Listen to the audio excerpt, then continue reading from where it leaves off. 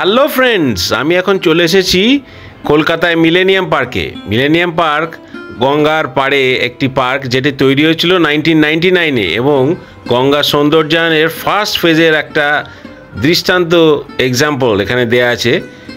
Millennium park এখন বিশাল বড় একটা জায়গা, সেখানে আপনি সারাদিনের জন্য চিল আউট করতে পারেন, কিন্তু 6:30টার মধ্যে আপনাকে ছেড়ে চলে যেতে হবে অবশ্যই। 6:30টার পরে আর আপনি এখানে থাকতে পারবেন না। আর এটা খোলে একদম সকাল 8:30টার সময়। এই মিলেনিয়াম পার্কের আশেপাশ থেকে আপনি নানা রকম অ্যাক্টিভিটিস এখন চালু হয়ে গেছে। যেরকম অ্যাক্টিভিটিস হচ্ছে, প্রথমটা এখন যেটা খুব নিউলি রিসেন্ট চালু হয়েছে, সেটা হচ্ছে ঢেউ। ঢেউ হচ্ছে কলকাতায় ফার্স্ট ওয়াটার মেট্রো, যেটা আপনাকে পুরো গঙ্গা নদীর ওপর ঘোরাবে 2 ঘন্টায়। আর এই মিলেনিয়াম পার্কে আপনি অনেকক্ষণ টাইম কাটাতে পারেন। এখানে কোনো টাকা লাগে না, কিচ্ছু লাগে না। এসে বসলেন, গঙ্গার ওপরে স্টিমার দেখলেন, গঙ্গার নদী দেখলেন এবং সুন্দর করে টাইমটা কাটালেন। এছাড়াও এখান থেকে আরেকটা অ্যাক্টিভিটি হচ্ছে ময়ূরপঙ্খী নৌকা, যেটা তো আপনি চাপতে পারেন। দুটো ডিটেলসে আমার ভিডিও আসবে, সেটাগুলো দেখবেন। আর আপাতত এই মিলেনিয়াম পার্ক থেকে হাওড়া ব্রিজটার একটা ঝলক আপনারা দেখুন, যেটা একটু আমিও দেখতে পাচ্ছি।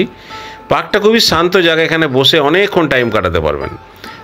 সুতরাং মিলেনিয়াম পার্কে আসার একবার চেষ্টা করুন, তবে আশেপাশে ঝোপে ঝাড়ে বেশি চোখ টোক দেবেন না, কারণ চোখ খারাপ হয়ে যাওয়ার চান্স খুবই থাকতে পারে। কেন আর বললাম না, আপনারা নিজেরা আসলেই এখানে উপলব্ধি করতে পারবেন কেন।